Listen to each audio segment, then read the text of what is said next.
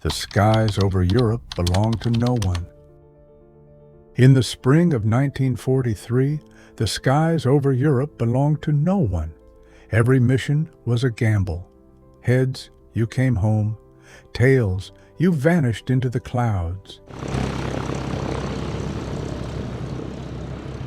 At an airfield in England, among the rain and the mud, a man named Staff Sergeant Thomas Hale spent his days under the bellies of bombers. He wasn't a pilot. He wasn't a gunner. He was a mechanic, one of the quiet ones who kept the flying fortresses alive.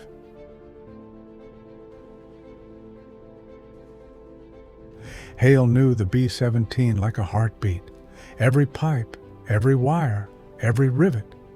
But that spring, something started to bother him. Planes returning from long missions were landing uneven, heavy on one side.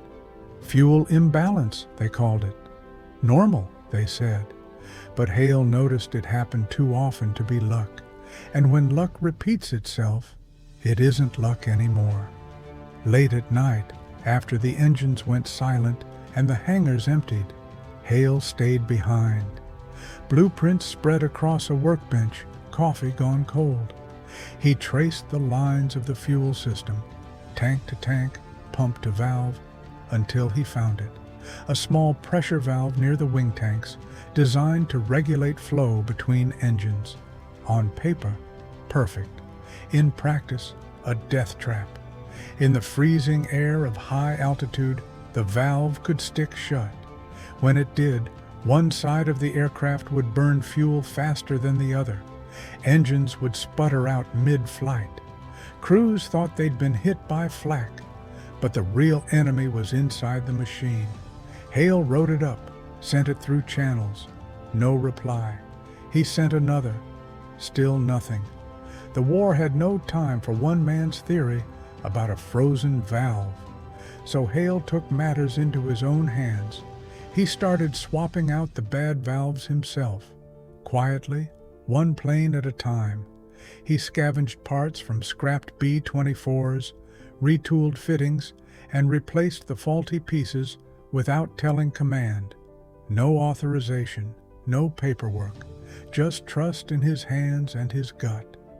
Weeks passed, then months. The 91st Bomb Group started losing fewer planes. Crews began making it back more often. No one knew why. The statistics just improved. Hale didn't talk about it. He kept working, kept fixing, kept watching the fortresses climb into the gray English sky. Every time he saw one return safely, he knew, quietly, that maybe his gamble had paid off. After the war, the reports vanished into archives. Hale went home, got a job at a factory, and never mentioned what he'd done. Decades later, when maintenance logs were reviewed for historical research, engineers noticed something strange. A pattern of unofficial modifications, all beginning at one airbase in 1943. No one could trace them to a single name, but the handwriting matched Hale's. History remembers the pilots, the gunners, the heroes who braved the flak and the fire.